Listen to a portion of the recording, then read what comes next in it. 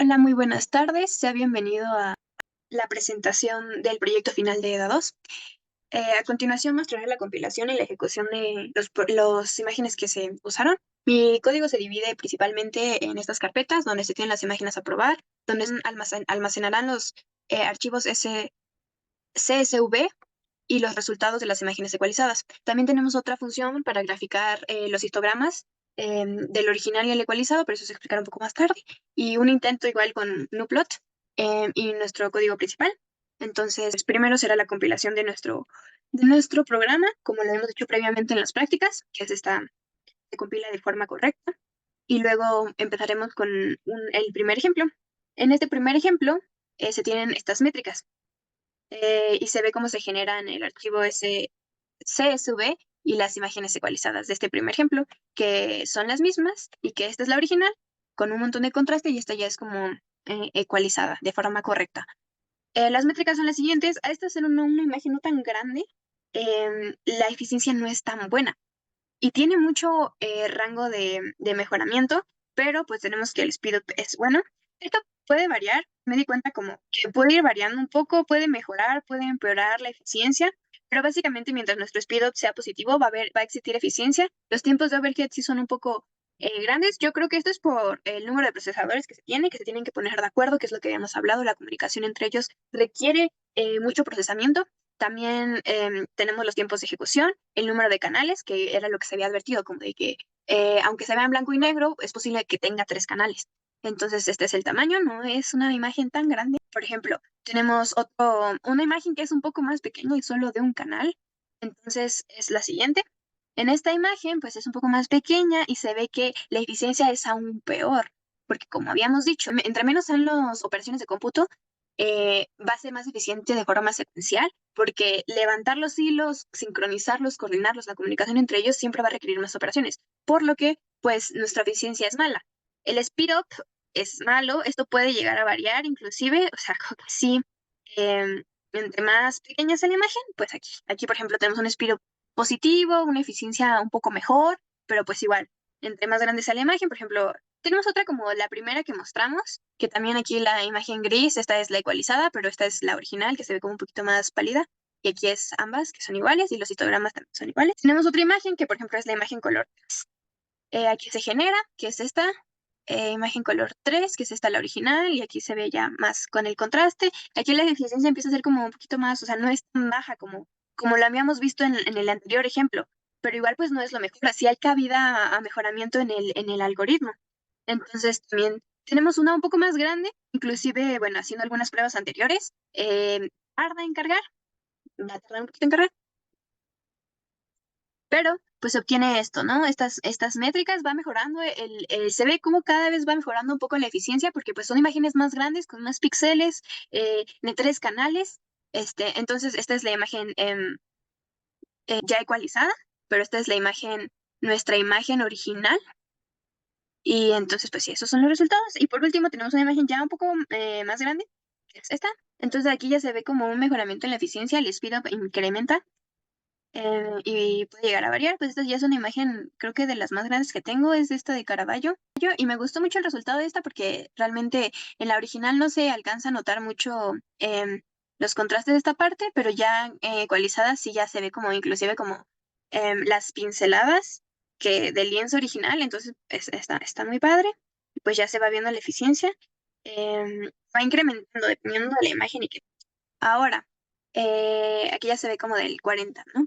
Entonces, recordemos que la eficiencia entre más cercana al 1 mejor, el speed entre más grande mejor, y el overhead entre más pequeño es mejor.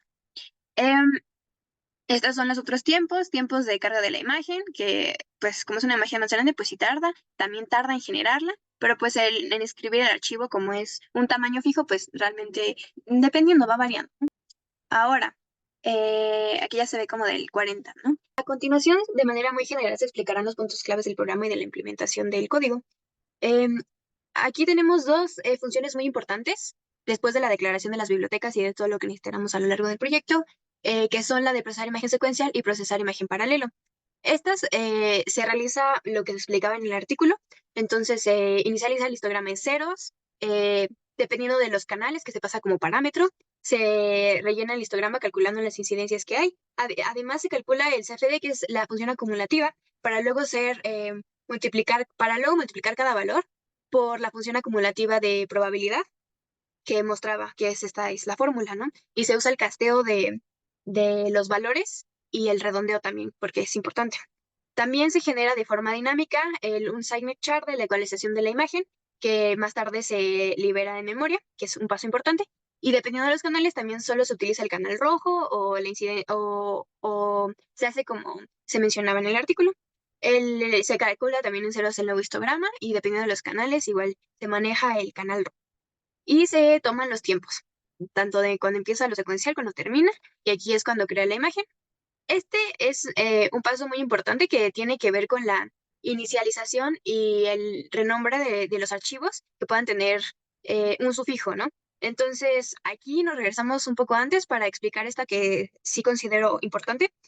En este fragmento de código, después de cargar la imagen y verificar que no se anula y que existan los dos parámetros al ejecutar el programa, se utiliza la función strrchr de la biblioteca de string.hds para buscar la última aparición del carácter de barra en la cadena de la ruta. Si no se encuentra ninguna barra inclinada, esta asigna directamente el puntero a arg1 a la variable nombre imagen, lo que significa que la ruta de la imagen no contiene directorios y solo incluye el nombre del archivo.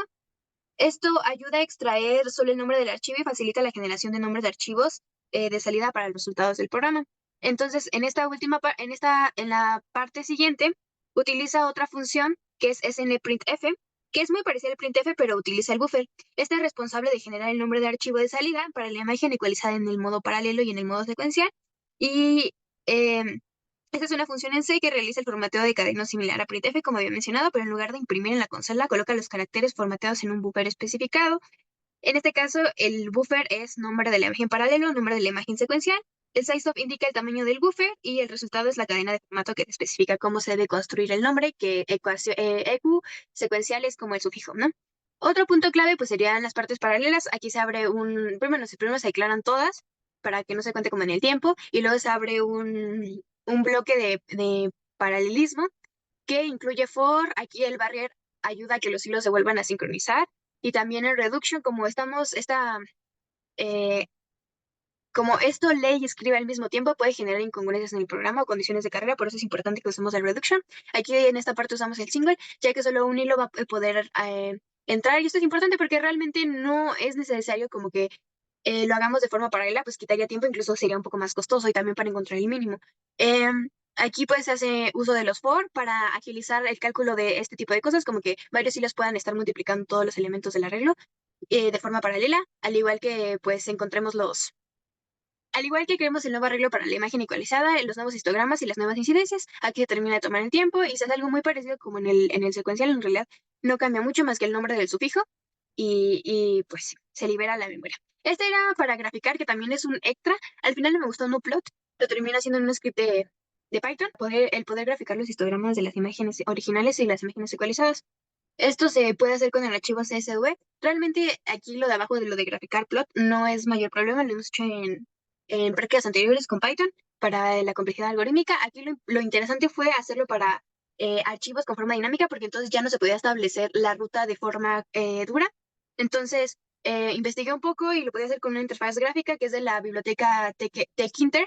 Y aquí en esta línea pues básicamente crea la instancia para poder crear las interfaces gráficas y el withdraw le quita como lo default que tiene.